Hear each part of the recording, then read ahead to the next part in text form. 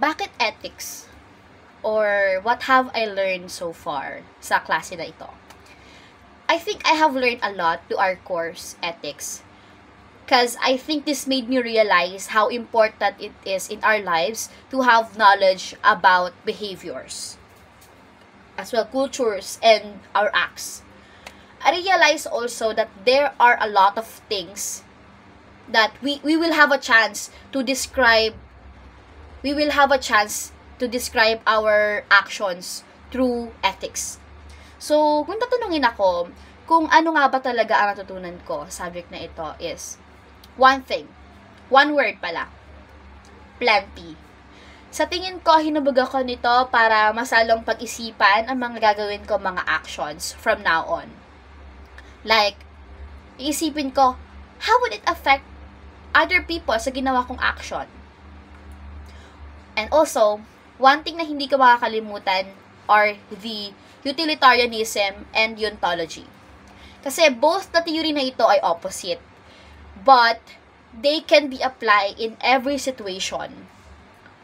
When we will use utilitarianism or when we will use the ontology sa isang situation.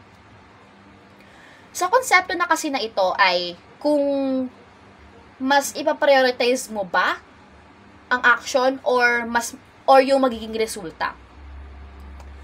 I believe na both ay dapat i-prioritize kasi each and every action or resulta that we will do would affect someone.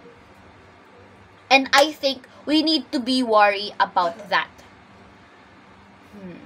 Lastly, yung last topic pala, na sobrang nag-empower sa akin as a woman. Yung about dun sa Cordillera, yung article. Feel ko kasi sobrang powerful na mga women doon. And I hope it would be the same with the city I am in, especially here in Manila or in modernized community. Kasi I believe it would be a game changer po talaga. May iwasan ng iba't ibang uri ng hindi magagandang acts and people would be nicer. Diba? Kasi there will be no discrimination sa women and so on. Mas magiging just ang justice. About naman pala sa chosen path ko as a future nurse, this would be impactful sa magiging journey ko sa medfield. Kung paano ko i-handle ang isang pasyente, yung pasyente ko. Like, gaano nga ba ang pasensya na ibibigay ko sa kanya? Or kung morally right na po ba ito? Or not? And one thing I'm sure na gagawin ko sa hospital is gagamitin ko tong knowledge ko dito to have the maximum goodness para sa isang pasyente ko. Diba?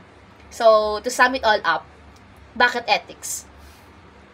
Kasi I believe without ethics, paano na ang mga tao? Diba? Saan sila kukuha ng knowledge kung tama o mali ba ang ginagawa nila? Ginagawa natin? Meron tayong pagbabasehan. So, ethics is a must. I think it is a foundation of people to alamin ang ethics para they would know right and wrong. Thank you.